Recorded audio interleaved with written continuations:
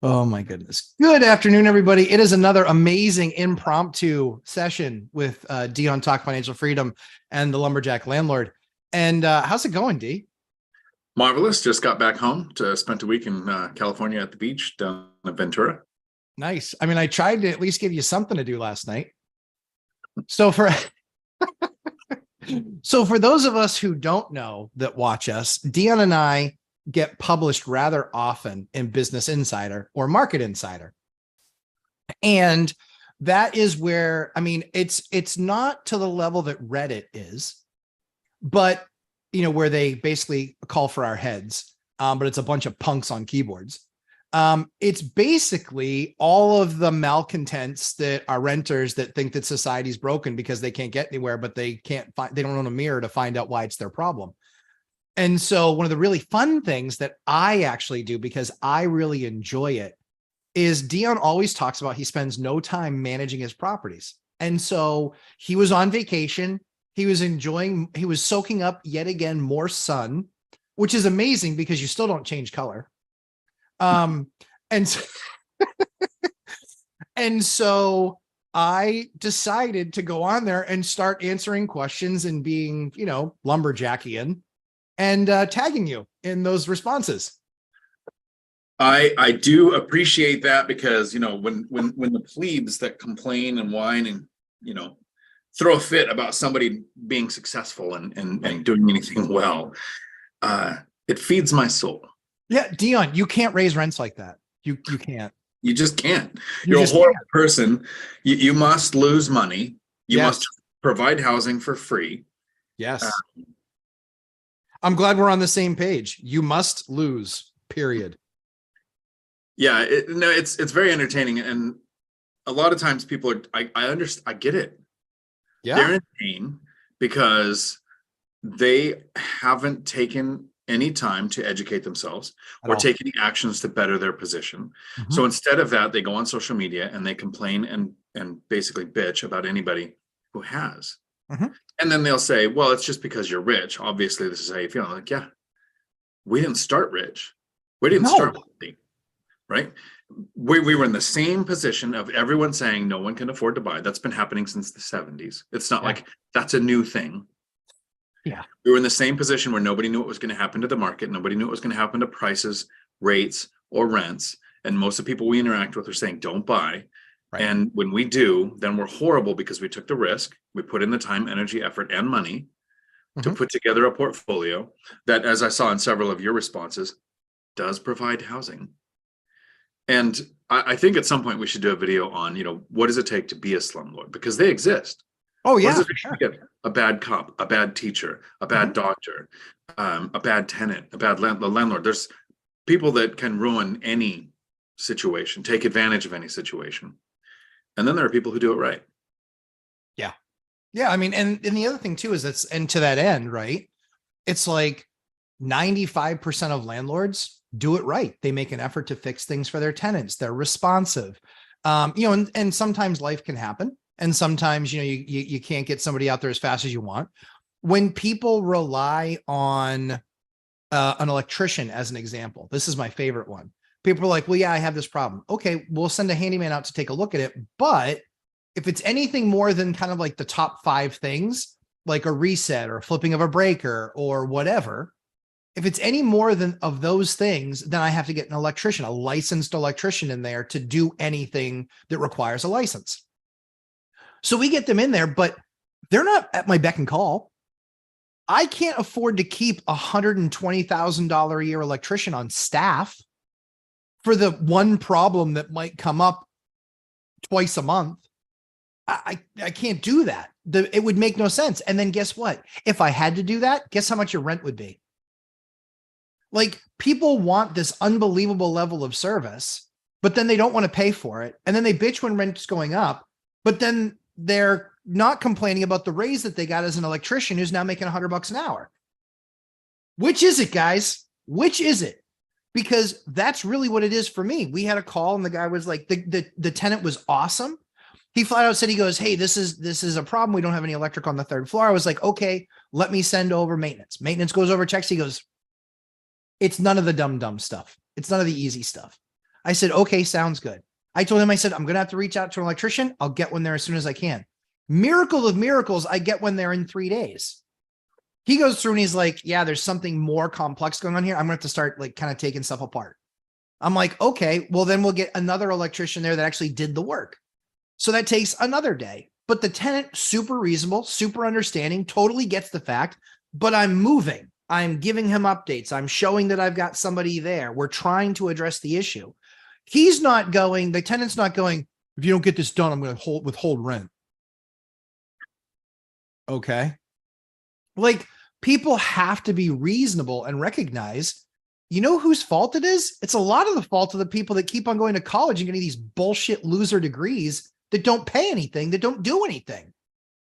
Go become an electrician, go become a plumber. We have a massive shortage, national shortage of all of those trades. Go into a trade school. There's nothing wrong with that. My kids are not like earmarked for some great college. My kids are, I want you to do something you enjoy, something that you enjoy doing on a daily basis, but also one that tries to be a participating part of society, improving things and helping people. Like mechanics, electricians, plumbers. There is a massive shortage of these people. Massive. Go try and get your car fixed outside of a dealership. You know? And it's like, and dealers are like, I mean, Harley dealers are the worst. They're like, no, that's more than 6 years old. We won't work on that. Oh, pardonnez-moi. My apologies. And so it's all of those types of things. Trades are awesome. And I have a couple of family members that are in the trades. One of those electricians that shows up was one of my family members. And I was like, listen, I know you're busy, but remember how I help you? Get your ass over to that property. And so he showed up, did his best. And he's like, yeah, I'm going to need to start doing some more work. But again, at the end of the day, trades. I mean, you want to make $100,000 a year, become a plumber or an electrician, flat out. You can make that money anywhere in the country. So for those self-managing landlords out there that are looking for a quick tip, I have a couple of handymen that used to be contractors. They basically, kind of close their business down and still work, themselves in it. But they have subs that are plumbers, that are electricians. Right. So instead of you, having to, like Matt said, keep one on staff for the occasional problem that you're going to have, interview your handyman and say, look, I understand what your bandwidth is. I have one that just won't touch carpet. It's like, he doesn't want to work with carpet. He doesn't want to hire anybody for it, but he'll do all kinds of other things. So I know his bandwidth, but he has an electrician that's a sub. So when I want to replace all the wiring in a place, I get a quote from him just like I would any other contractor. And so the handyman, well, yeah, he's going to make a bit of a profit. He gets to employ his sub on something. Sure. And there might be ones out there that have plumbers, or they used to be a plumber. And so just because you see the title handyman doesn't mean that they're limited by what we think their limitations are. That's right. Very true. And so I think that 95% of landlords are there and their intent is to keep the unit fixed, keep the unit maintained, service the unit.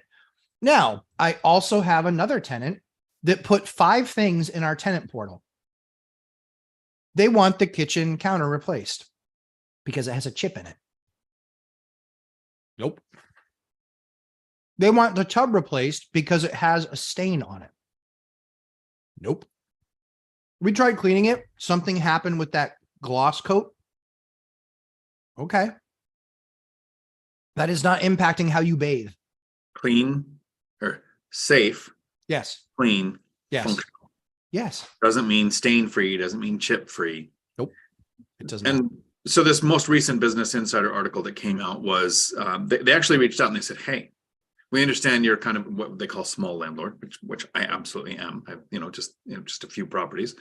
Mm-hmm. And, I don't have the thousands when we're talking the Cardones or the McElroys or anything. Mm-hmm. And so there's so much news going around saying the rents are crashing in large apartment buildings. And that's because they're not going up like they were. And they have to do concessions. There's a softening in massive, large multi-apartment buildings.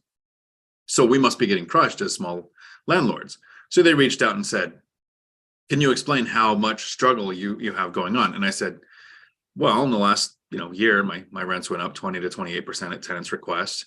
I have a line of people waiting for any place to open up. I have a tenant who's moving out possibly within the next 6 months. He's in the Air Force and he could be getting orders. So the line of people who know that he's moving to try to rent that unit at a higher rent shows me, and I explained in that article, I said that these aren't things that are impacting small landlords in small multifamily or single family houses. Right. This might be hitting large apartment complexes, and the real pain is coming from their toxic debt. They've got adjustable rates that are hitting when the interest rates have doubled. They projected rent increases that might not happen. So flat rents would destroy them, and our rents are continuing to go up. And I talked about the biggest mistake that landlords do is not raising the rents. And of course, the haters come in and go, well, you're just jacking up the rents. Now, I didn't say landlords don't raise the rents above the area average or more than they should be. But an example is I was just in California and I got a water heater going out. So I've had the worst luck with water heaters. This was the year I was going to cycle through all of them and replace them. So I might as well just wait for them to break, apparently. I've got a guy that's not charging me more because it's an emergency. And so I had a water heater go while I was in Ventura. And it was like, I think I had one phone call, probably 3 texts, and then a Venmo payment, and it was done. So that's how much time it took for me. Versus my brother, who I love, and he's retired for 8 years now with rentals, but he doesn't raise the rent.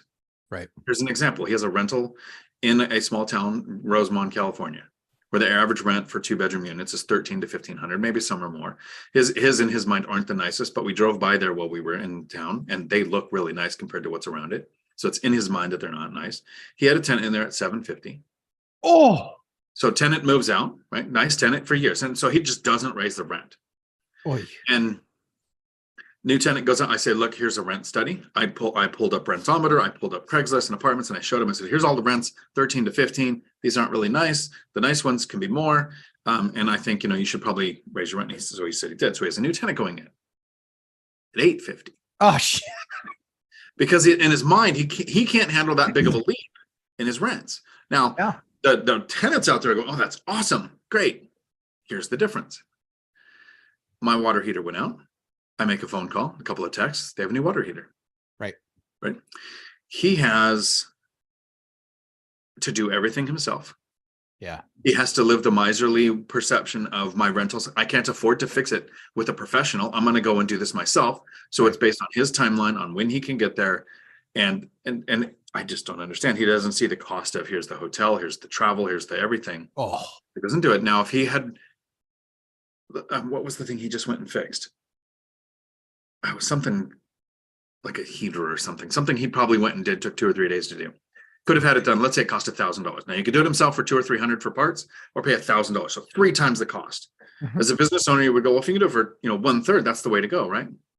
Well, if he had raised the rents and not above average, I wasn't saying go to 13 to 15, even just average 10 or 12, just bring it up even towards that with a new tenant. With a new tenant that has no idea what the last rent was, and that would still be appreciative of the 12. And then the heater call happens, and he makes a phone call and a couple of texts. Happily takes the money that the tenants pay for repairs and take care of that. Yep. And last year he did 3 roofs himself. Oh, so he's like 8 years older than I am, doing roofs himself, because it's what makes sense for those landlords that now imagine if you're the landlord that can't go do the roof yourself, can't travel to where your rentals are and fix the heater. And so you don't raise the rents, and now you're losing money every month on your rentals, and you go, well, I'd make more money in a savings account, so I have to sell my rentals. Then a new owner comes in, kicks the tenants out to make them homeless, to rehab the units in some cases. Some cases they come in and they bind your strategy. Yep. But in most cases, they're kicked out, or they're kicked out for the sale, because a lot of buyers say, I want to buy a vacant place. So contingent on the sale is that it's vacant. So you're going to displace your tenants who have been at $750 for 20 years.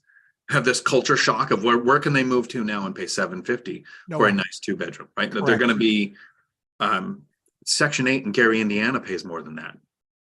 Right. So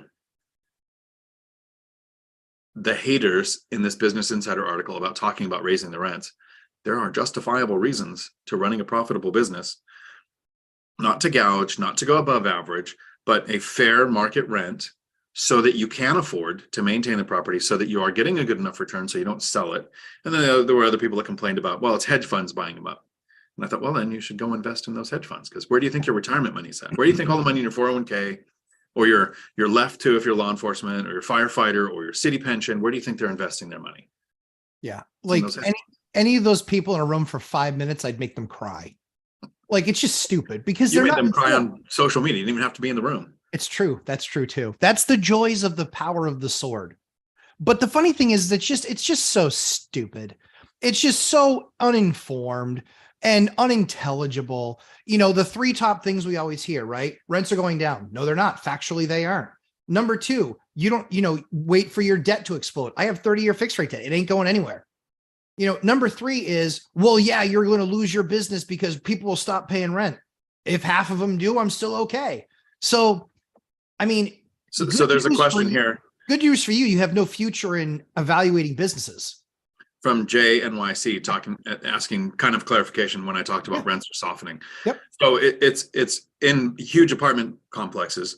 The terminology you're going to hear is rents are softening. And that's because syndications came together, saw what rents were happening for the last couple of years, and projected those rents to continue to go up that much when we had a pandemic, eviction moratorium. Landlord fear was through the roof. Yes. People couldn't buy, they shut it down, then rates doubled, so they can't buy now. So there's an increased demand on rentals. So rents went up like 30 to 40% in my market outside of my rentals because I use the binder strategy. So the people who just kick tenants out or just raise the rent, who cares if they can make it or not, because remote work is more of an option now than at any point in time. So rents have gone up. There are syndications that projected that would continue. Right. 5, 8, 10%. Yep. And in some areas it's not. So they projected if interest rates were 3% and in 3 years they were 3% and rents went up 5% every year, it would be a killer deal. Well, interest rates doubled. Rents didn't keep going up because now the remote workers have already moved out. The rents have stabilized. So we're not getting the increase. That's the softening. It doesn't mean they're going down, because anytime you hear somebody say, well, those rents went down, is it a decrease from what they had on the lease last year? Right. Is it the owner listed it at a hopeful rent, projecting a massive increase, didn't get enough attention and had to bring it down? I have an interview with Dana, the CEO of Hemline, today at 2, and one of the last videos we did together. Here's her statistics: 18,500 rentals on their property management software platform, over 3,000 owners, 100% of the leases. So not even just one out of 18,000, but 100% of the leases were signed at or above the previous year's lease. So not one rental decrease in their entire platform. That doesn't mean that a person said it's at 1,000 and we're going to re-sign it at 1,000. They might have posted it at 1,400 and then brought it down to 1,000. That sounds like a decrease. And that's what all the doomers are going to say, to steal Zuber's word. The doomers out there are going to say rents came down 400. No, they hoped for an increase that didn't happen, but they didn't sign for less than what they had last year. And that's the key. You watch your market, you understand your market. That's why I believe far more important than any other metric is your rent box. Your rent box should be driving what you're buying. That's it. Forget about what you can pay for it. Forget about what the rate is.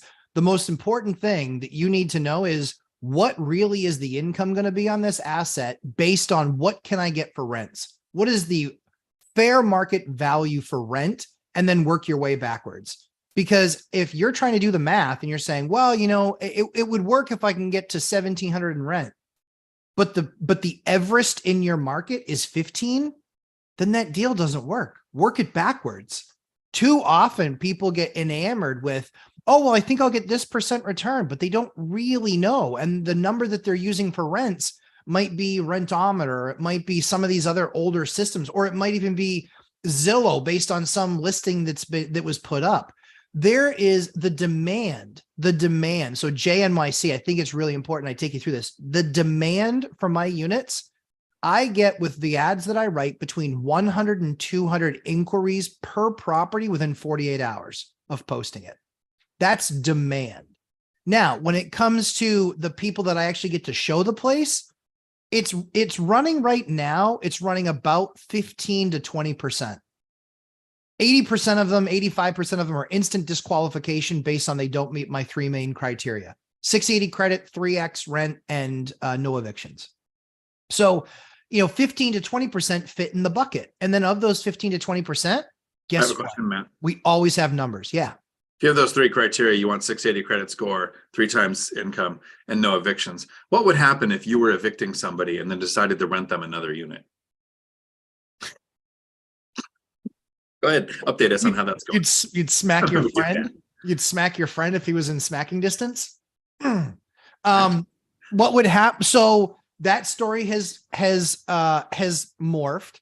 For those of you who didn't see that on One Rental at a Time, I was evicting somebody. They showed up to court. They had $5,000 of the $6,000 that they owed. They had more than 3x the income. They had just hit a hard time where their family had some bills that they needed to do. So I'm not cold and heartless. And so I was willing to work with them. And so because they were the first tenant I've ever had show up to an eviction with cash, ready to pay me $5,000 out of the $6,000 they owe me, I said, okay, well, now the place that you're in is too expensive. I want to rehab it anyway. So I'm going to move you over to something. I'm going to move you into another unit. And here's your 2 units of choice. They picked the one that they liked the most. That worked out. They moved in and they paid May and they didn't pay June. However, and then there was a bunch of drama and blah, blah, blah, blah, blah. And I'll spare all the drama because I'm not going to air dirty laundry. But long story short is they contacted me yesterday and said, hey, rent will have all for you tomorrow. It's all set. We apologize for all the drama. And, we really want to stay. So I will take it. And then the next time we run into a problem. Now, the challenge for me is that they still owed me another, I don't know. They owed me that $1,000 plus they knew they weren't going to be able to pay that next month's forward rent. So they owed me another $3,600. So they have to pay a few $100 a month for, I think, 8 or 9 months. They have to pay $400 a month to get caught up. So it's rent plus 400. So yeah, I'm not anxious to kick them out because I want my rent plus 400. So I get paid back. However, it was looking like my hand was going to be forced and like I was going to have to evict them because it didn't look like they were going to pay. But I've made it very clear to them in a Dion-like fashion. Hey, when you don't pay rent on time, you only have 3 weeks to pay the next month's rent. And I don't want to do that to you. First of all. Secondly is I don't want to evict you, but you're not giving me a choice because you have to pay in full and you have to pay on time. And if you don't do those things, then I have to post papers. And that's not me being a jerk. That's me being they hold me to the contract. They want to make sure that their house is livable. They want to make sure that they have flushing toilets and running water and are able to take showers and have hot water and, all of that stuff. And that their dumpster gets picked up. They want to make sure they have all those things. Well, I live up to my end of the bargain. You have to live up to yours. That's why we sign contracts. One of the things we run into as a challenge as a self-managing real estate investor, there are tenants who hunt for that. And I'm not talking the ones that work the system, right? That know how long it takes to get an eviction and right. How to do all extensions. I mean, the average person is thinking, if I go to a property management, it's an office employee that has a strict set of rules that they go by. Right. And so I'll be held to the lease. Now they'll go by the lease, but I'll be held to the lease. So there are renters that do that. There are other renters that are thinking, I'm going to go to this Matt guy and I'm going to rent from him because he's on apartments.com or Zillow or wherever you advertise your rental. And they see that it's an owner. I can reach out to him because I have this chart of my bills. I've got food, fuel, car, insurance, all of the ways down here. And then somewhere in there, they put the rent. Right. So if they can get an owner who has a soft heart, who bends the rules to be nice, or feels like if you don't treat your tenants better than you should, you might lose them, they can walk all over you and be late. And then later, and that becomes never, and hard to recoup most of those funds because the tenants aren't bad people. As Matt explained, they just don't know the math of time. Right. You're a week late, you've eliminated a week that it takes to save up the money for the next month. Correct. Yeah. And so the good news is we were able to work something out there for now. I don't think that that's a long-term solution, but they were in their last place for 4 years. So maybe it is. I don't know. Maybe it was just a rough season. I certainly hope it was just a rough season, but I always have the ability to swap it out and change up. JNYC, when you ask for more information about Rent Estimator and what's accurate and so on, Dion's right. Rentimator is outdated. Most realtors, 95 to 98% of them are only for sale or for buyer agents, and they don't do rentals. So they have no freaking clue. That's why as part of my course, I do something called the Rent Box. I have a video on it, but I go really heavy in depth teaching the Rent Box. And that's one of my patented choices or patented, approaches to my business is because I know rents better than anybody else in my market. I can instantly find value where someone that might be listing a property doesn't assign the value. They do stupid, lazy things like, well, it's, your bills are $2,500 a month and you make $3,500 a month, but it's 3,500 and we'll do the 1% rule. So it should be 350. I've literally seen idiot agents sell something for that, and morons. That's why pro forma means nothing. Exactly. Pro forma, just substitute the word for made, pro, and forma, up. Oh, you left out the BS that I put in the middle. Yeah, that's true. Yeah, exactly. Yep. And so it is just made up when they say pro forma earnings. Okay, if it's so easy to raise the rent on all those tenants, you do it. Because what most people don't tell you, certainly with me, my strategy is a little bit different than Dion's. I want to get in there. I want to drastically upgrade the unit as quickly as I can and recognize that way it's going to drastically reduce my maintenance and it's going to increase my rental income. But we give the chance of the tenants that are there. We want to feel them out 2, 3, 4 months. Do they pay on time? Do they complain about nothing? How are they interacting with the neighbors? Are they a constant problem? Do we get noise complaints? Those sorts of things are the things that I look at to then say, hey, that's a tenant that I want to make sure I hold on to. So I'm going to binder them. Or that's a tenant where I say, you know what? I don't want to binder them. Here's your new rent number in 30 days or 60 days. Let me know how you'd like to proceed. That's the better bet for me, because there's plenty of them that, quite frankly, I don't want to keep. They suck.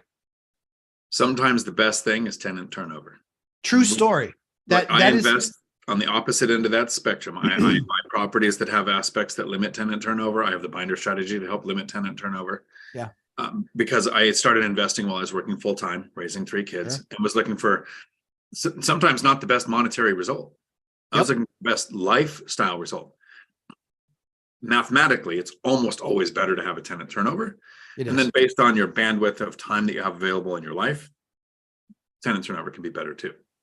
Yeah. I mean, out of 137 units, we had 24 vacant units. They were all in various stages of construction. Now, the good news is the business still made plenty of money. We were still able to cover all of our expenses. We were able, not only is it's a double-edged sword. You're not only not getting the income from the unit, you're also spending a bunch of money in the unit to get it better. However, when we look across the board and we say, what was the average rate of return on that capital that we invested in units, making them nicer, upgrading them because tenants had left, or we were evicting them, and evicting them not based on no cause, based on they weren't paying even the old number, and they were just looking a gift horse in the mouth. We had 4 or 5 come back and go, okay, I'm actually willing to pay my rent. I can get all caught up. Nah, you're gone. Nope. Enjoy paying a much higher rent or living in 3 towns north of where you are, because that's now where you can afford. And so it was just people being rude, people being obnoxious. And so we had 23 or 24 units that were actually vacant. And now I think we're down to 16. We're about to go down to 11 because we actually 10, because we have two units and then 4 more that are a construction project that's finishing. But we'll get down to 10 probably by the end of this month, probably maybe even 8 by the end of this month. And then we have 4 more or 6 more under construction. And then we have a couple more that just aren't rented. But I think that's where the powerful part of, recognizing and understanding that tenant turnover can be a very good thing. What you need to be doing is looking at the fact that if you put $10,000 into that unit, are you going to get $500 more a month of rent? Because your better bet might not be buying another asset. Your better bet might be optimizing the asset that you have and getting a far greater return. If you're looking at deals that give you a 5, 6, 7% return on capital versus a deal like just rehabbing a unit and it's going to get you 30% on capital, which should you do? Now, there are areas like Dion has one area where he has some properties where he said, if I spend $10,000 upgrading the unit, I might get $100 or flat. And if I get $100, even at, 12, I'm better off getting another asset. I'm much better off getting another asset. Yeah, you just have to do the math on which one makes sense. Agreed. That's what you have to take people through. So JNYC, the rent box. That is the way to go. If people aren't using a rent box in their business, they're not serious about running an optimized business. They are literally in the same boat that everybody else is, which is what I buy, what my rate is, and then what I believe rents to be. Know what the rents are. Know what the rents are. Know what your ceiling is based on that level of that asset. Know what that is. If you have that, I literally had students in the class that said, we applied rent box and the binder strategy to our market, and they are making more than $1,000 more a month applying rent box and the binder. They're making more than $1,000 more a month. I said, damn it, I should have charged way more for my course. He's like, I paid to charge more for the binder course for sure, because it's yeah, that's free.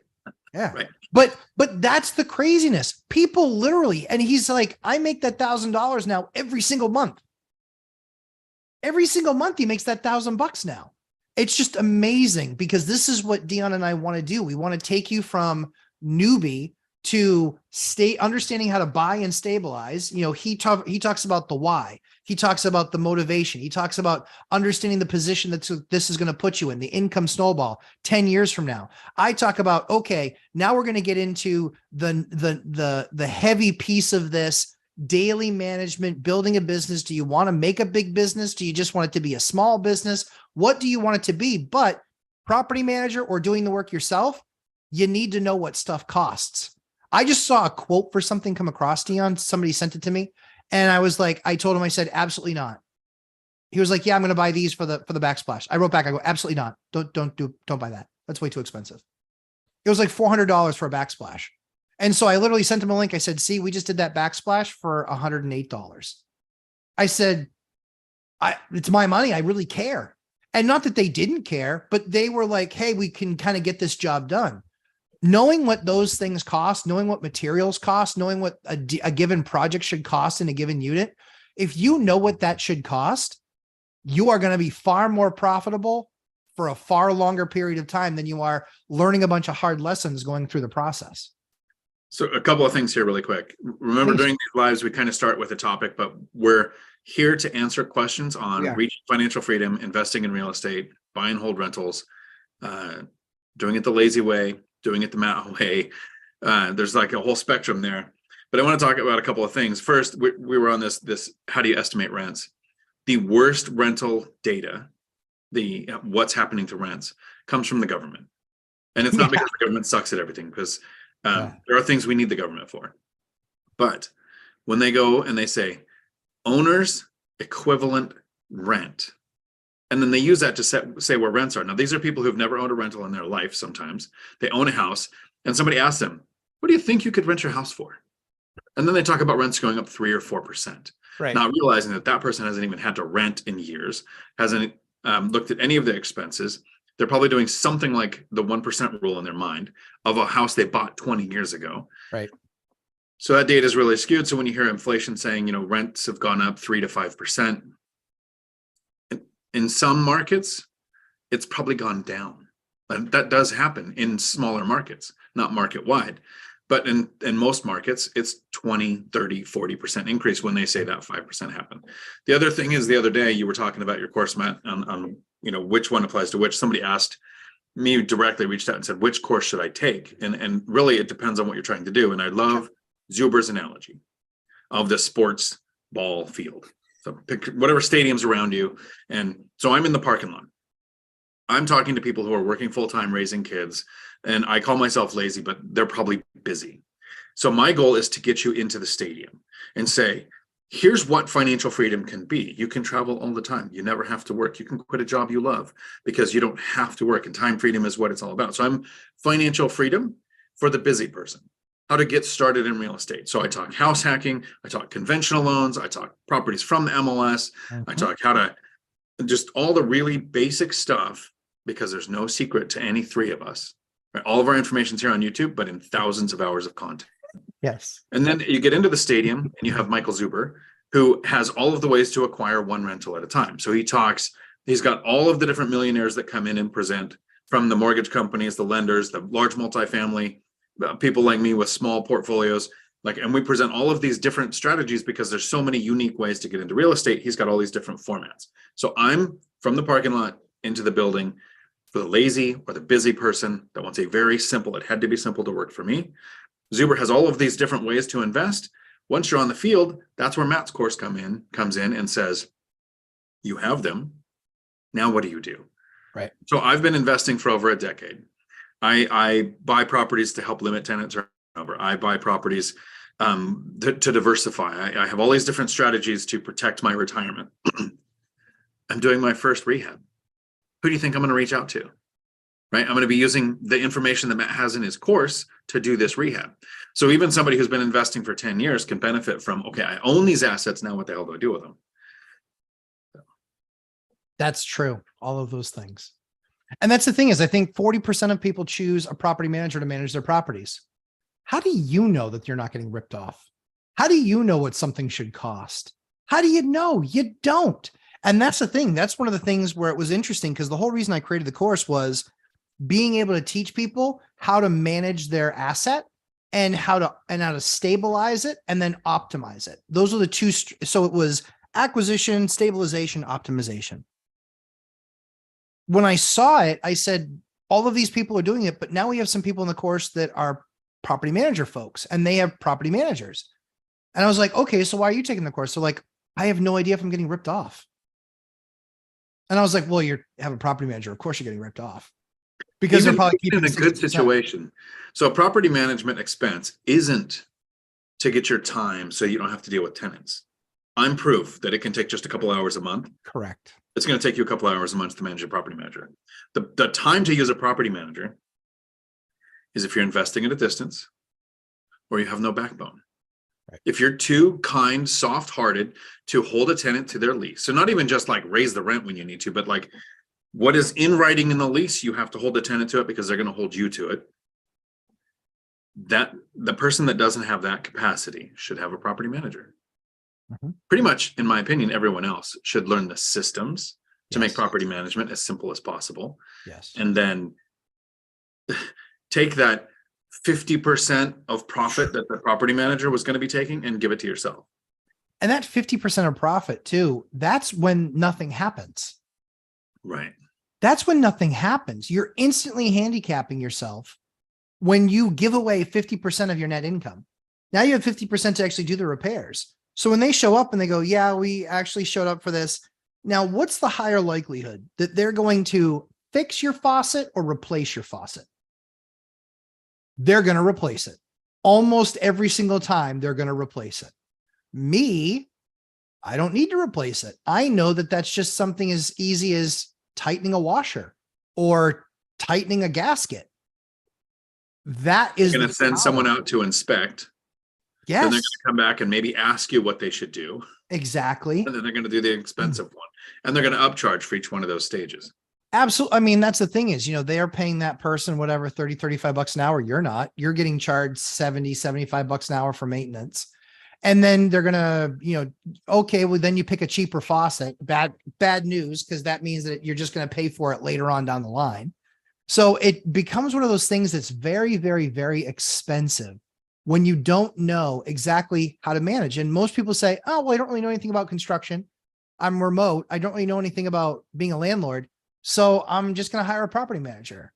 You don't think your property manager knows that you don't know anything about either of those things, any of those things either? Of course they do. And they're going to make sure that your bill is always fully representative of everything. And I see a lot of people with property managers, their property managers make a lot more money on their asset than they do.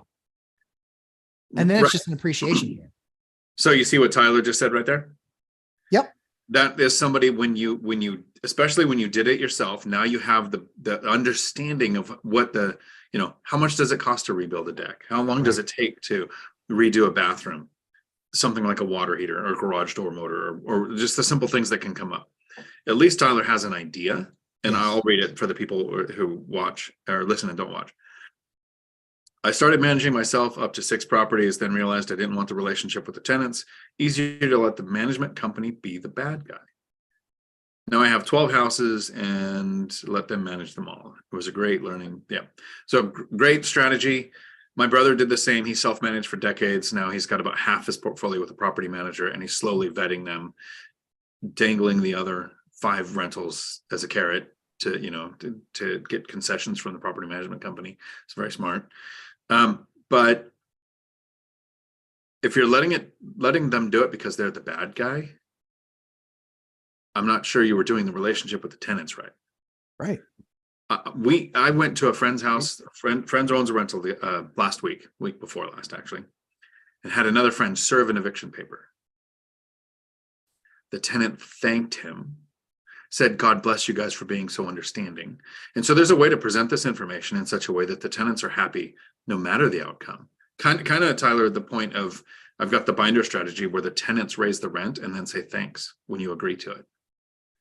So if you're having to be the bad guy, here's how I handle that. Tenants will ask, would you swap out all the windows to ones downstairs that open and close? Because we want to open them in the summer. And there are some that open and close, but not all of them. I have 2 partners that I have to check everything with. I have to run this by my 2 partners to make sure any big decisions. So small things I can decide, but big things we have to decide together. There's no reason the tenants need to know that my partner is my kid's cat. That way I'm not the bad guy. That's why it's Meowdy. And so yeah, and Tyler also says it's cheaper as well using them. I disagree with you. You'd be the only person on the planet that has a property manager that's cheaper than doing it yourself. You're the only one on the planet. I promise. So Tyler, let's look at the hidden cost of property management really quick. And I learned this because I ran a company where we had a credit card machine, and a credit card machine would take 3% of the sale. And people would say, well, 3%, that's not that much. So if we sold something for $100,000, credit card company got $3,000. So it's 3%. But we were at about a 20% margin. So if we sold a $100,000 item, we made $20,000, of which the credit card company took $3,000. So now they're taking 15% of profit at a 3% charge. So if you have property management and they're charging you 10%, that's 10% of gross. So if you charge rent of $2,000 a month and you're making $200 a month in profit after principal, interest, taxes, insurance, setting aside for repairs, maintenance, and vacancy, all of those expenses, you make $200. Your property manager is making 10%. So they're also getting $200. So you're earning the same amount on your asset that you took all the risk on as the property manager in an average rental. Then when they dispatch somebody to fix something, they charge you for it.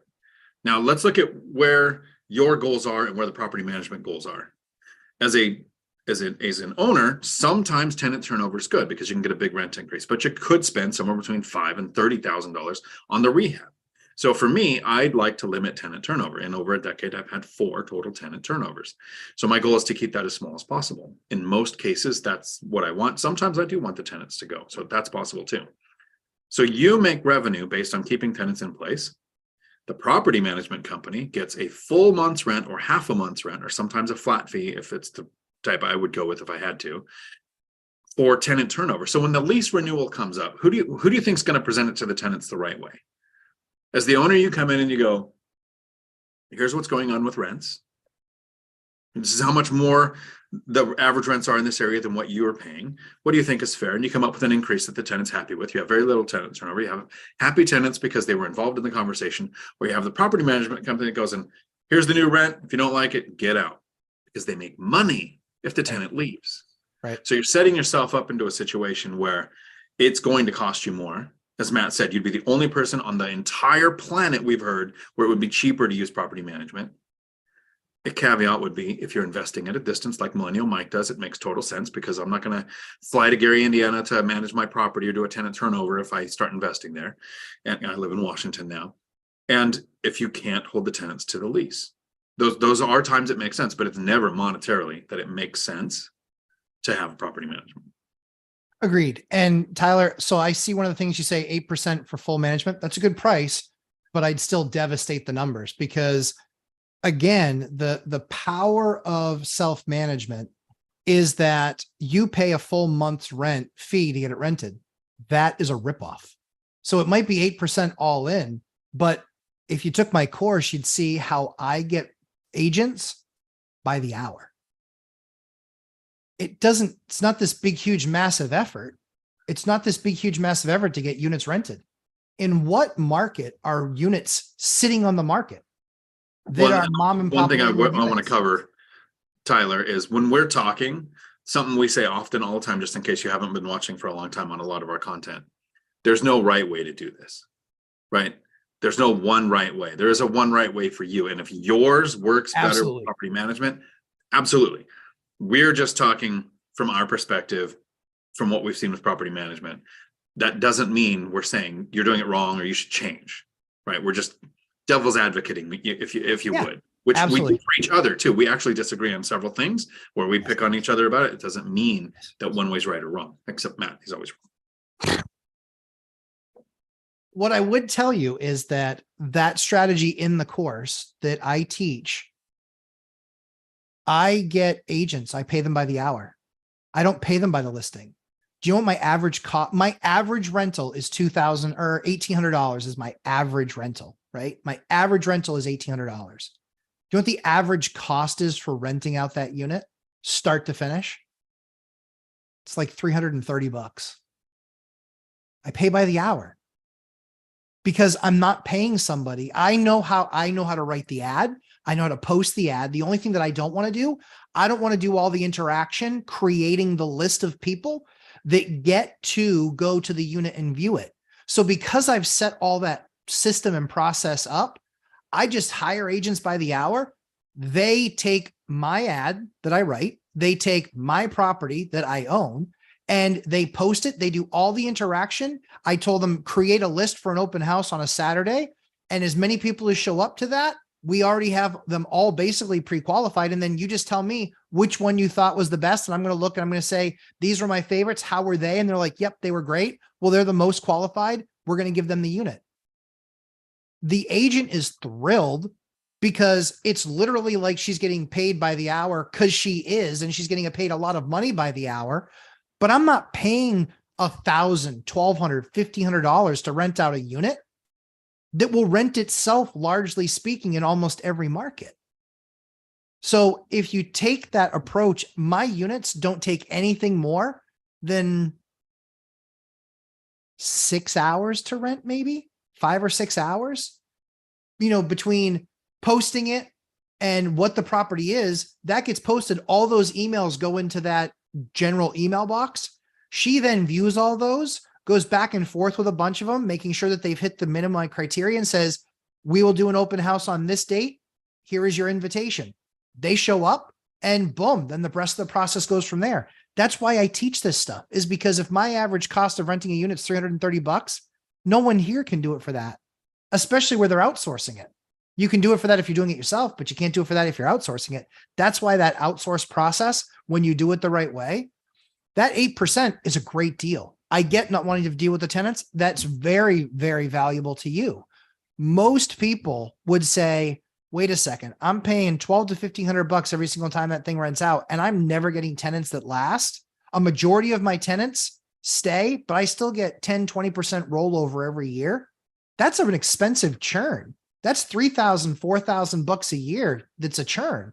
So for me, from my perspective, my favorite approach is what I do with agents that are rental agents that don't expect a big full first month, because they realize my process is going to get the unit rented very quickly and their work is going to be minimal. And it's basically like, hey, I'll pick up a check for a few hours of work. So it ends up working out pretty nicely. CJ takes maybe 10 hours of time to take pics, create a listing, coordinate showings, handful of showings, can usually get somebody to knock that out for $25 an hour, and unit is filled for $250. There you go, CJ. CJ is in the lumberjack landlord course and in the boot camp. Just saying. He knows the role. Rob, so Matt, now that you have delegated your goals to your friends, what's the next goal? You can assign it to Cody and Christian. Yes. I mean, these guys are so, Dion takes more vacations than I could ever want to take. So it kind of works out. I've been home 2 days. It's killing me. I've got to plan the, I know you get the stir. Your trip. We're coming there. Yeah. We're excited to have you. It's going to be a lot of fun. But yeah, Tyler, you are speaking post-COVID renting. Do you remember pre-COVID? Yeah. I've been doing this for 22 years. Yep. I'm telling you that my process was never more than 5 or 6 hours. The problem with other people was that they expected to rent their crap out. So should I be running my business based on what the world was like 5 years ago, or should I be running my business based on what the world is right now? You've had 5 years to change from the 8%. So I'm not picking on you, but yeah, if you didn't change your business in the last 4 years, that's on you. I changed my business. It's gotten less expensive every year because we've created more and more process around it to reduce the drag by which it takes to run the business. And that means it costs me a lot less money. So I'll take all of that extra profit. I then have somebody now with the number of units. If you had 12 units, that's enough to probably give an agent 1 or 2 a year, maybe 3 a year. And they'd be more than happy to make the extra $1,000 to go do XYZ if they knew if you had a process in place where you could do it. Again, that's if you want to do it. But guess what? I don't speak to the tenants either. Tyler does have a point, though. Difference between pre-COVID and post-COVID. My longest tenant turnover gap between tenants was 4 days in 2016. So that was a big one. And then since COVID, it's about a month before. Like there's no gap. There's the tenant saying, can we hurry and get them out? What do we got to do? Let's get the turnover. So the hardest part between tenant turnovers now is having time to get anything if something does need repaired or rehabbed or anything. And real estate is local. You could be in a market right now where properties sit vacant for 3 months right now, currently today. It could be hard in some markets. But I would challenge that. They just don't. Show me a market where they're staying. Show me a market. Like I had one person in my class say, I have this unit and it's not renting. Okay. The price was the highest in the market. Ta-da. Rent box, right? Yeah. Rent box. If you know your rent box, they dialed in. Now, when they dialed in and they said, okay, I'm going to make these adjustments, and they wrote a better ad, they posted it in more places, boom, boom, boom. It happened. And it happened in like 48 hours from my speaking with them. Because that speaks to Tyler's thing. My friend that had the tenant turnover, I want to say 5 months ago, maybe 6 months ago. Property sat for 3 weeks. Not a lot of interest. And we went with your strategy of how you do the listing. So how you do the listing has a huge impact too. Huge. And instantly, I mean, within 2 days it was rented. Lease was signed like the next day. Yeah, we had more than triple the inquiries, right? And then the qualified inquiries skyrocket, because I like the big gross number, but what I really like is the quality that we're attracting. And that's what means the most to me, is that we always are drastically increasing the quality. Tim Laycock, I love this question. I make more in my W-2 job to justify paying for property management. That's how everybody justifies it, but feels like still too high. Yep. So you make $1,400 an hour at your W-2 job, Tim? Because that's about when it would make sense for me, because I make at least $1,400 an hour self-managing. If not way more than that, actually. Yep. Well, and that's the thing is when you apply systems, right? And you can work within those systems, it really doesn't take that. We spend per unit a little bit more than Dion when we're not under construction. And that's the key. When we had only 60 units, we might have spent 15 hours a month, 14 hours a month tops. And that's because we have crazy, horrible winters.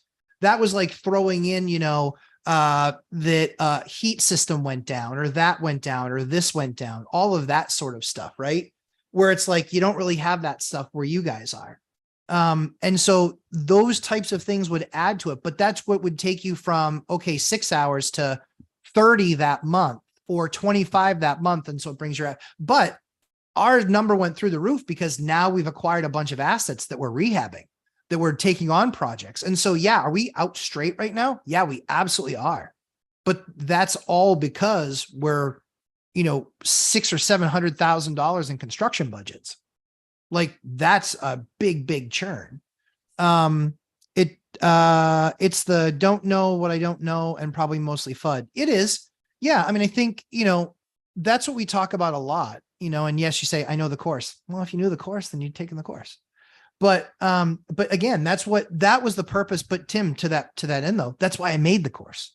Like those were the mistakes I was making, because I was looking at it like, maybe I should do property management. And then I was like, hell no, I can't afford that. I can show the property. I know how to write an ad much better than they do. I can generate all of the activity around the asset.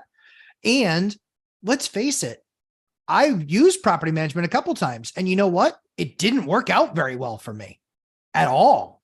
I used them and I had units vacant longer than they'd ever been vacant.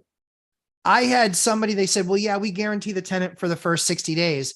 Day 63, they DQ'd, they didn't pay, and I had to evict them. And I called back the property management company and they were like, yeah, sorry, it's past the 60 days. I was like, guys, if you want to do business with me again, we need to do a little bit of rough justice here. And guess what happened? No rough justice. So I rough fired them. And that's the way that it goes sometimes. But again, I really, truly believe if you're doing long-term renters, short-term rentals are a completely different thing. Even midterms generally are a little bit different. But if you're doing long-term rentals, that's exactly why I built the course, the way that I built it, and how I manage my business, because we, as much turnover as we had this year, we still had more than an 80% renewal rate. But we had a bunch of evictions from the emergency rental assistance program. We had a bunch of evictions from people that basically thought that they could take advantage because they had a new landlord. That didn't work out.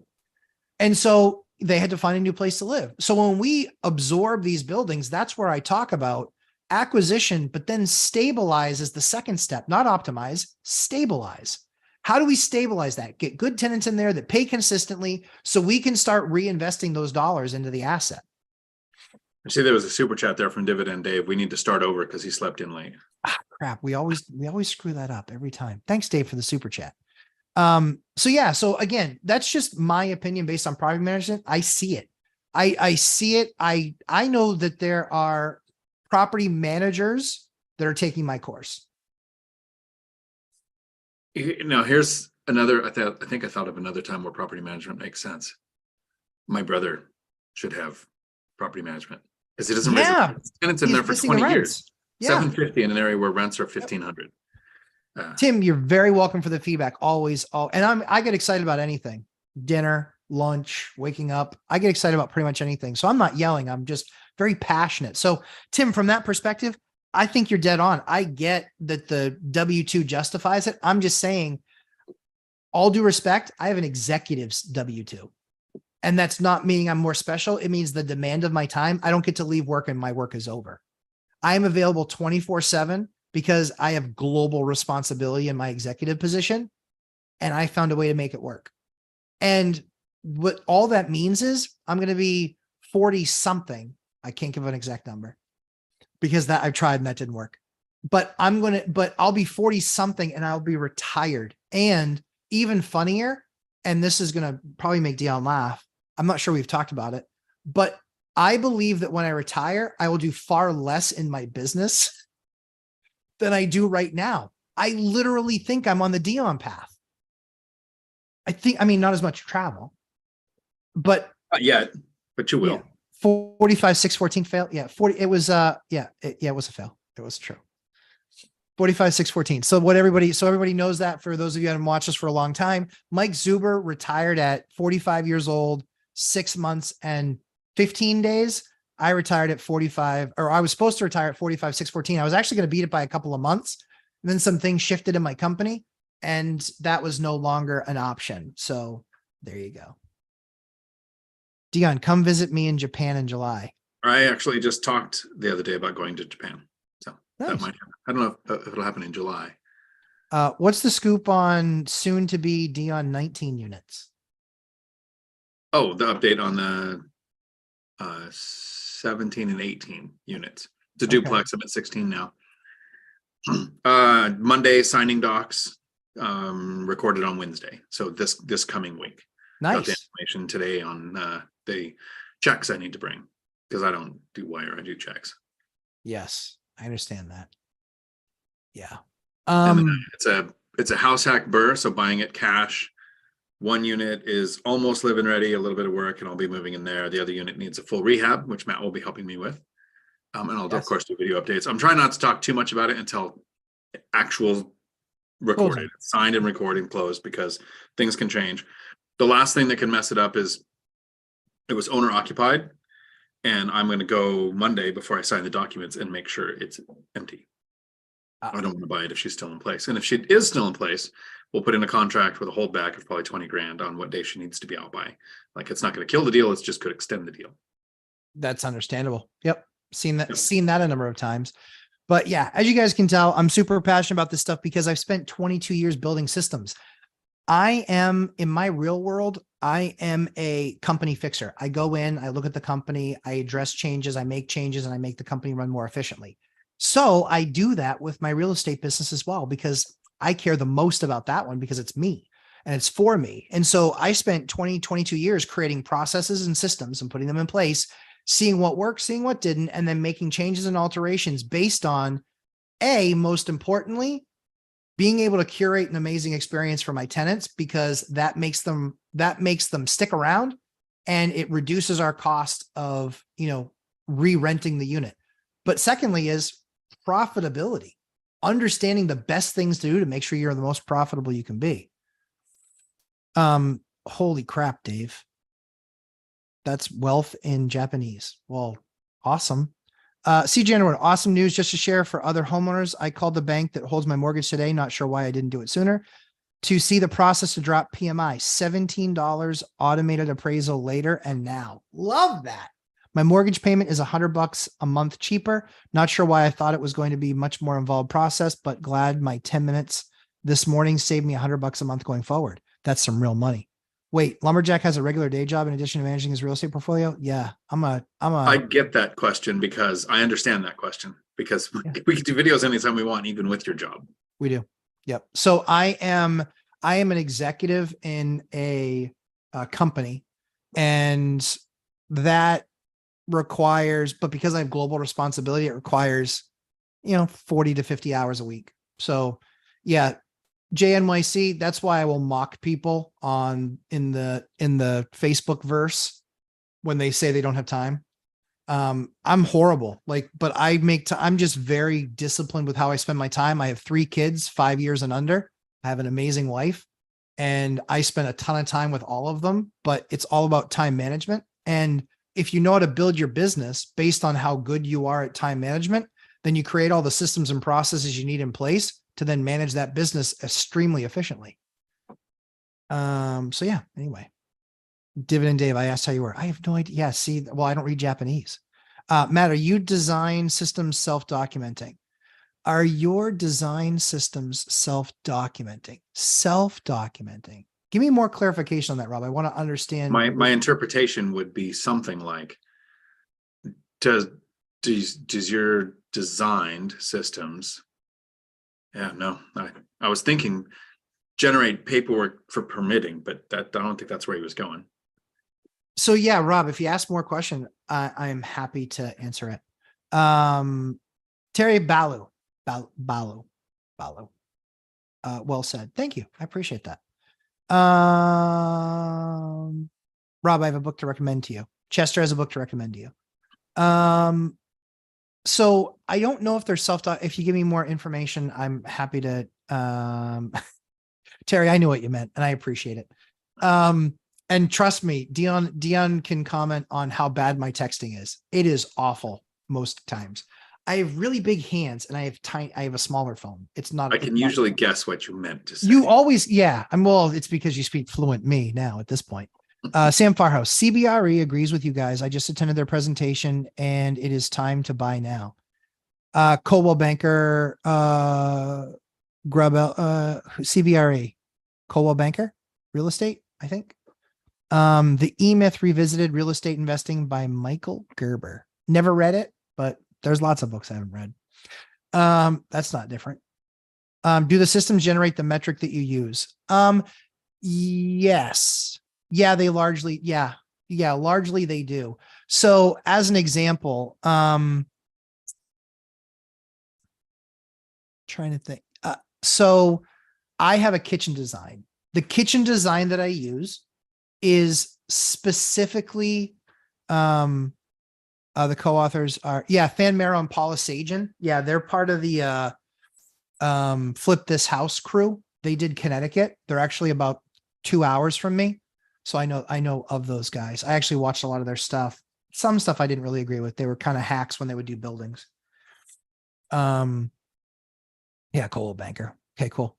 But yeah, kind of to answer the question on that. So I designed a kitchen that is the most efficient, least expensive kitchen that gives you good style, great value, and it's likely a kitchen you're not going to have to replace.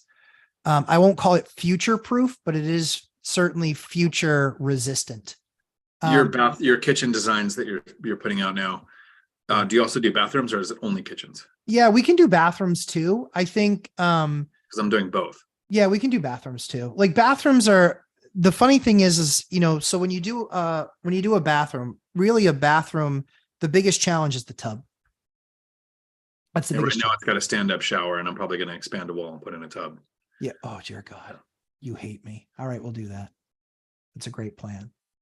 But yeah, so I would, if I could, I want to talk to Sam here. Yeah. And I see Sam in the videos all the time. So Sam, you probably know what I'm about to say. Sam knows what he's doing. Yeah. But you just attended the real estate presentation, and it is time to buy now. I'm always a little cautious when somebody says, oh, you have all the crash pros going. Here's the million reasons why it's going to crash now. It was totally different than the reason from last week, but this week is real. So don't buy. You want to wait for prices, rates, something to change in the economy where it'll make sense to buy sometime in the future. And they get a lot of views because people are looking for an excuse to not take action. So we kind of attack the crash pros, right? Mm-hmm. You've been saying this for over a decade. Why hasn't it happened? And imagine how much money you've costed people who are waiting that could have bought at any point in time in the last 12 years and made hundreds of thousands of dollars. Okay, so we get that. Then on the other side, anybody who's saying to buy right now, I think doesn't get as much hate from me as the crash pros do. But there's two things that tell you when to buy. And it's not prices, rates, rents, all of it together, the market. If we're coming into a recession, or if we're in a bear market, the bull market, none of that matters. None of that tells you when to buy. The two things that tell you when to buy. First, are you ready? Like if you told somebody right now is the best time to buy real estate and you need to go, and they have stage 4 in a couple of months coming back, everybody would go, okay, that's stupid, right? This is not the best time to be focusing on how to invest your money. Well, divorce, death in the family, birth in the family, severe change in occupations because of something outside of your control. Like there are life events that can make it not a good time for you to buy that have nothing to do with the market or how much money you have. Mm-hmm. So the first question is, are you ready? That means nothing going on in your life that would make it a bad time for you to buy. And you're ready. You have the down payment, reserve, closing costs, ability to secure the funding, found the source for the money. The second thing on whether you should buy or not, again, it's not the market. It's not price, rates, rents, or anything like that. It's, did you find the deal? So all of those metrics put together, did you find a deal that makes sense, that will get you the return you're looking for in the market you want to invest in, that has all of the aspects or the majority of the aspects that you're looking for in that property? So those two things say you should always be looking for the next deal. When you're ready and you found it, you should buy it. Now that could be tomorrow. So, and I'm actually kind of excited about closing on this property next week, if it does, right? You never know. Because my last purchase was May of 2021. I purchased a duplex in May of 2021. I've looked most of the time since then, right? I just never found the right deal at the right time when I was ready. I was retiring. I was thinking of another country. I had all these other life events going on that didn't make it the right time to buy. So all that's behind me now. So I'm buying. Zuber started his card presentations of buying a house in June of 2021.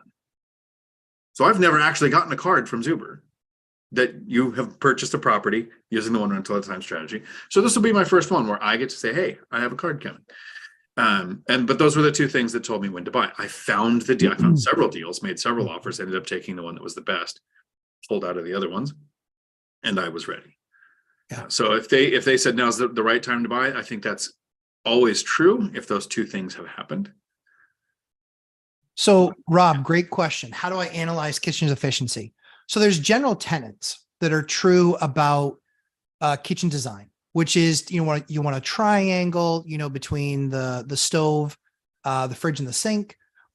There's also, then you start to get into the nitty gritty of how big is the apartment and what do you really have to be able to build out the kitchen? Is it a galley kitchen?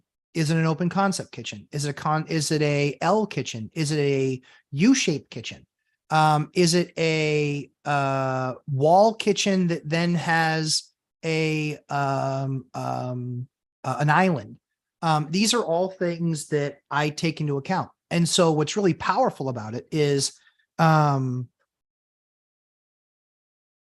on one second. What's really powerful about the design and the approach that I take is that there's always the opportunity when a kitchen designer looks at it, what are they looking to do? They're looking to absolutely maximize everything, but they're not paying attention to cost. They just aren't. And so for me, I want to maximize the value in the space. Now, what they'll do is they'll say, well, let's do cabinets all the way to the ceiling. No, I can get you a cabinet that's fully functional, beautiful, 7 inches shorter because of my design structure of how I trim out the top of cabinets to make them look beautiful and far more elegant. And that 7-inch difference on 4 boxes saves about $1,000. These are the types of little things that I do based on all the kitchens I've designed, which I've designed probably, I don't know, 80 to 100 kitchens I've designed. And I keep on tweaking based on materials that are available to me, based on current trends, little things. It's things like, granite or butcher block. It's things like sink cutout versus farmer's sink. It's things like handle selection. It's things like, and again, the core most important thing to kitchen design is that you have high quality boxes. That's the most important thing, is a high quality box. If you have high quality boxes, you are far more likely to not ever have to replace that kitchen. Then it's a lot of different nuanced things. Like I said, the thing around, the crown molding across the top. It's things like that. I could spend 45 minutes. That's what I spent on my course on it. But I could spend 45 minutes kind of taking you through those things. But that's basically what it is. It's being able to look at something. And that's why I can do kitchens. If you look at my Instagram, those kitchens I do for under $5,000 installed. There isn't a cabinet company on the planet that would do that for less than 10. And that's where I pick up value, because now I don't have to spend $10,000 on a kitchen to redo it. I can spend 5, but it looks like I spent 10 or 15. And that's where I also get the big appraises. So it's adherence to usage principles versus your budget. It's both, because I can make adjustments. If somebody goes in with a budget and says, I need to do this for $5,000, well, that might not be reality. I look at a budget holistically and say, okay, I'm going to spend $70,000, or I want to do all of these projects. And then I have in my mind, I want to spend 70. But then when I quote all those things out and it comes to 90, I got to trim 20 off. That could be a difference of maybe discounting some product, maybe doing some, not doing some less enhanced things in certain areas. If it's a busy street, I'm not going to give up STC 35 windows, which are a triple paned window that reduce the decibel level by 35. I'm not going to reduce those because that's going to give me tenant turnover if it's noisy in the unit. So there's all these types of evaluations that have to constantly be taking place, and nothing, as like with anything in our real estate journey, nothing stands on its own. We are not, here's the budget no matter what, and we are not, here's the list of projects no matter what. We are a compilation of the two to make sure that we're serving both masters, which is, I need to make sure that I'm curating a great experience, but I need to make sure that I'm fiscally conservative and that I'm not overspending on the unit, because am I going to then get that return? If I got to spend 90 and that extra 30 I'm going to spend is only going to get me an extra 100 to $150 a month, then I'm not going to do it. It's that type of stuff. But yeah, from a new, I appreciate that, Terry. Yeah. If you're a newer investor or a flipper or any of that stuff, all of my designs go into how can I do a high quality job and give a great experience for the best value. There are things where I look at lights that are $100 a piece. If you do a certain type of light, I can get 90% of that same effect for 10% of the cost. That's what's constantly an evaluation in my business as I rehab units and things that we do. But the other thing too is like Dion talks about is I don't want turnover. I'll spend extra money on a product called Quiet Rock. Quiet Rock is like stacking 9 pieces of sheetrock together and sticking it on a wall. It's that soundproof. It doesn't transmit the sound. So when I use that product, I know that the cost of that is 5 times what normal sheetrock is. But because I spend $5,000 redoing kitchens instead of 10 or 12 or 15, guess what? I can do Quiet Rock. People have a much better experience in my unit, and they don't know the handle that I use is 1/10 the cost of my competitors. And they wouldn't be able to feel it unless they actually took it off the box and then tried to bend it. Then they would know that there was a difference in quality, but they can't feel it when their hands touch it. They can't feel it when they open the door. And in fact, The handles that my competition uses wears out hinges faster because they're too heavy. So that's what it really is. What kitchen experience has the most value add? What kitchen experience? Rob, give me more and I'll answer it. So you talked about it being in a triangle shape. Mm-hmm. I think that's something most people don't consider. Another aspect when you're doing the kitchen is you have a straight counter. A lot of people like to put that L shape in there. Yep. Which drastically increases the cost, but doesn't really improve the experience. And so that's a cost benefit, right? And for me, whenever I acquire a property, I don't do full rehabs. I haven't. This is one of the first ones I've done. I'll always go to the kitchen sink and I will look. I buy, to me, they're older units. To you, they would be almost brand new because they're like 30 years old and they're 100, right? So I look at those 1970s sinks where the faucet comes out at an angle and you can't fit a pot or a pan under it. Yeah. So I'll almost every single one so far, I have replaced the sink, not the sink itself, but the faucet with an extended one where the end comes out. It has a hose and it has a soap dispenser. They're not that expensive to do that. And that's a positive impact for the tenant versus when you're buying a Class C rental that's kind of dated. I have had tenants move in and go, yeah, the sink just sucks, right? And then you replace it and it's a huge impact on the tenant for not money. Yeah, exactly. And that's the other thing too, is it's like, you look at a typical, you can buy the cheapy bowls from your, from your counter company. It's a typical 7.5 inch depth bowl. It might be a split bowl. They buy those things by the truckload from India and China, and they're crap. You drop a heavy plate in there and it's going to dent the bowl. And then good luck, enjoy replacing that. And so we selected a very specific bowl that allows us to create design from a countertop and cabinet perspective that drastically reduces cost. So you're curating an experience when someone comes into your experience. What do you want them to see first glance? What I want them to see is I want them to see value. I want them to see value. I want them to feel like it's the same experience that they get in these high-end units, but those high-end units go with these massive budgets. Those massive budgets, they spend them. So how can I give them the same experience that they're getting? There's a building that is 1 block away from one of my buildings. They charge $3,600 a month for 3 bedrooms. My building is 120 years old. That one's 3 years old. Mine's 120 years old.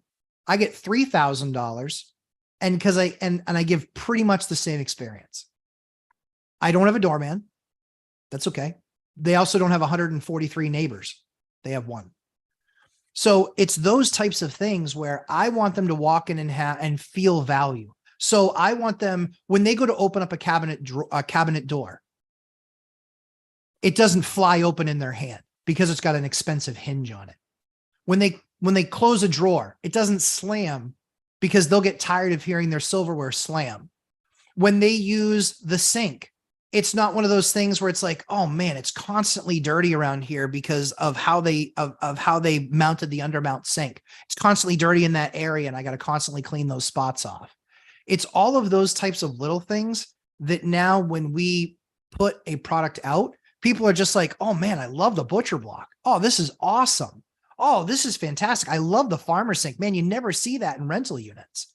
Those are the types of things that we do on a consistent basis where people really see and feel the value. And yeah. And my competitors' kitchens cost about 15 to 18,000 bucks. I know. And mine cost 5. So, and all of their expense of that asset is far more expensive than mine. They couldn't rent their unit out for 3,000 bucks and still make money. I could rent mine out for 1,600 and still make money. So who's winning? It's all about margin, right? And that's what creating that experience gives you. Laura Samaniego, every time I ask my handyman why it needs to be replaced instead of fixed, e.g. kitchen faucet, the answer is it will cost more to fix because I need to come twice. He charges by the hour. Yeah, that's a repair like that, maybe. Right. And so I just had a water heater that went out and I looked at, and it was the in hose that was leaking. So I could replace the hose. I could replace the gasket.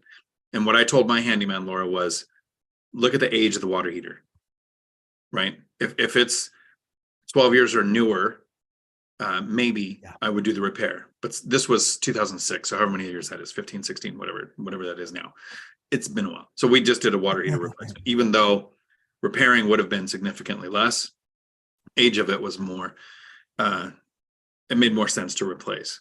So if their hourly rate to go out there twice because they wouldn't know what to bring to fix it, that could make sense on a small thing like a sink. Yeah. Yeah. I think the other thing too is that, what I try and find is I try and find a faucet that I like and, see if I like it, see if it continues to work. And then I'll buy 10 of them, because I can save 20 or 30% on that. I'm going to pay cash on that. But if you look at what that return on that capital is, and then I can start going through and systematically changing those things out. With my number of units, that makes sense. If you have fewer units, it still makes sense. It's just smaller. Looking at your Insta, wow, that kitchen is really nice. Thanks, JMYC. I agree. And it was under $5,000. That's what I do. And that's a 3/4 inch plywood cabinet that is, dovetailed joints. That is a real box. That is not, and that's a real plywood 3/4 inch bottom. That is not a fiberboard bottom. That is not a CDX bottom. That is a real 3/4 inch plywood bottom. So you have to really drill through that thing to get any of the plumbing in, but that means it's safe, it's secure, and I'm not going to have to worry about that box falling apart. I've been doing those kitchens for over a decade. I've never had a box break on me, and I've only had one door break on me. And the one door that I had break, I know why it broke. Tenant was an asshole. Curious about splitting parts and labor. As I buy the parts, the contractor handyman provides the labor. I do that on a lot of stuff because I want on it. Often you don't want the handyman having to, maybe Dion does, but I don't want the handyman picking out the style of faucet for me because I have stock of them, but I give those guys access to my stock so they can go grab one. A. B, if they're showing up to replace it, I usually have one there. That way I can say, hey, if you can't fix it in the first few minutes, no big deal, do it.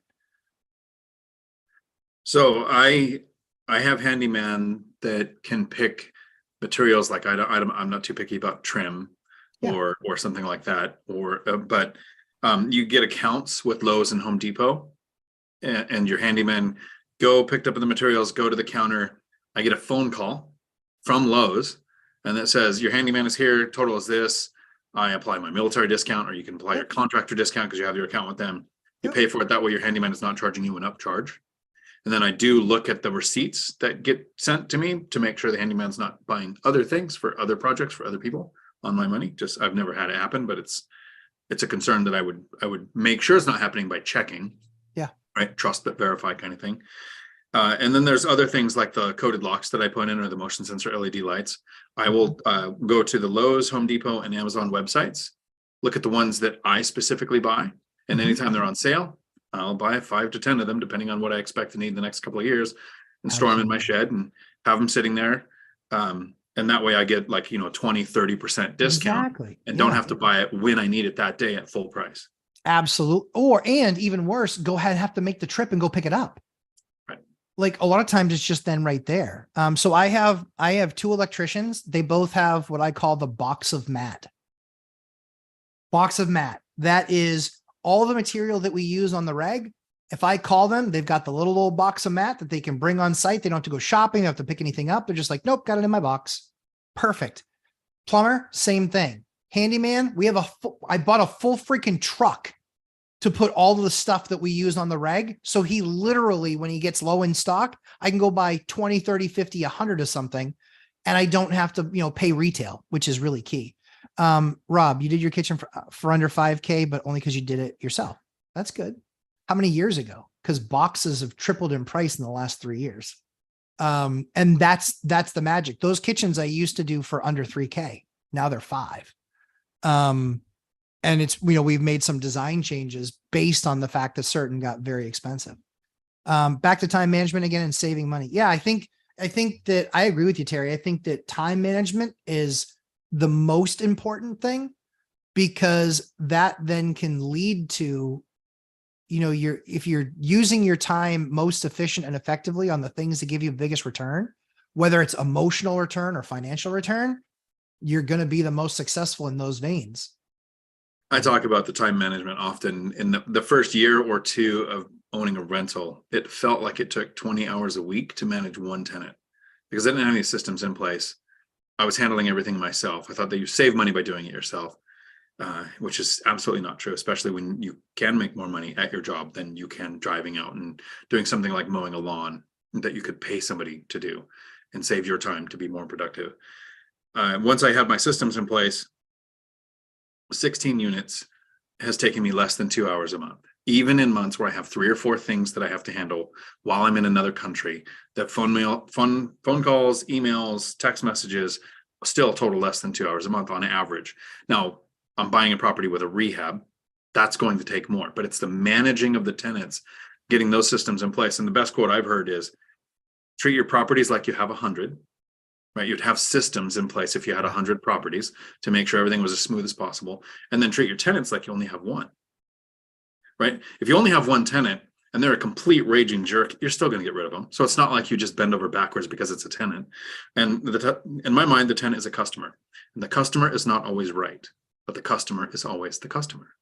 So if you treat your tenants like you only have one, you're more likely to do things to help you keep tenant turnover limited and get those systems in place. Massive change from 20 hours a week, which is what it felt like. I don't know that it was ever that much, but it felt like that much, and the stress with it, to getting the systems in place where the most important person to me as a self-managing property owner is my handyman, and I have a few of them. And once I've developed a relationship of trust with them, and they met a tenant and worked on a couple of projects, then the tenants are set up to know that they called a handyman for an issue, not me. Handyman goes, does a review, and anything up to $500 that they can prove needed to be done, they just do and then bill me. Anything above 500 or replacing of anything like a dishwasher or something, they will contact me to see if there's a different way I want to do it. Which means there are things fixed often throughout the year that I don't really know. I see the texts and the emails go back and forth, but I don't get involved, and it gets fixed, and then I just pay when it's done. And that helps with the time management a lot and saving money. It's not always cheaper to do it yourself. It's true. It's true. I got a jet. It's almost 1:30, so I got to get ready to jet. But Rob, I'll answer your question. DAX documentation on remodel. Do you cost out the small stuff each project or go to general account, i.e. screws and scrap wood? Usually it depends. Depends on the project. It depends on a lot of stuff, but we do have a general account, but we also will put it on an account if we know that we're going back there and doing more stuff. So yeah, it kind of varies on that. And then, yeah, last year, you used IKEA cabinets. Yeah. So it's not to slam IKEA cabinets, but they're IKEA cabinets. They're a cabinet system. They're a cabinet system. And if you're having to modify and do all that other stuff, like instantly you're out of 90% guys' wheelhouses for being able to modify those things, but it's a cabinet system. And these go in and they're considered semi-custom cabinets. And so that's what, again, that there is a difference, because I have landlords that have IKEA cabinets. I've used them. I had the option to use them, but to your point, you had to wait on them. You had to get them a discount. Then you had to you bought them as is. They were clearances that had been returned. Then you had to make modifications to make them work for you. Me personally, I don't like the IKEA system. And I've done IKEA kitchens, but I went with these boxes for a reason. I think they're higher quality. They last. They last, and they give that better feel of not so much the cabinet system, if you will. Dion, any final words? I don't want to talk for too long and make you miss that job thing that you still have. And this is interrupting my nap time. It's true. Actually, Diablo 4 came out a couple weeks ago, so I can't imagine taking many naps in the next couple of weeks for the nerds that are out there. I was going to say, you've got work to do. You've got, realms to conquer. Exactly. That's exactly how that works. No, I want to thank everybody who took the time to hang out with us on a Friday. I think every time sometimes you hear the information again, it sinks in, and it's a little easier to make it seem second nature than to have to go and look up something, or sometimes make a quick decision and make the wrong one because it wasn't ingrained well enough. So yeah, for sure. Dion Talk Financial Freedom live streams Tuesdays at 7 Tuesday p.m. at 4 p.m. 7 p.m. Pacific, Eastern, 4 p.m. Pacific. Eastern. Yeah. I'm trying to do some on Saturdays. My course live streams are Saturdays at noon. I start the Bigger Pockets boot camp stuff as one of their teaching assistants in 2 weeks. For the next 10 weeks, I'll have that going on. So if anybody's in those, I'll see you there. Those are always good times. That's awesome. Lumberjack Landlord, 11:30 a.m. Eastern times on Sundays. Boot camps are after that. Those are only for the course folks. Hope you guys have a fantastic week. Hopefully you learned something today. If you did, hit the like button. Even if you didn't, freaking hit the like button anyway. We were at least fun. So anyway, guys, have a fantastic weekend, and we'll catch you in the next one. Take care, everybody. Ciao.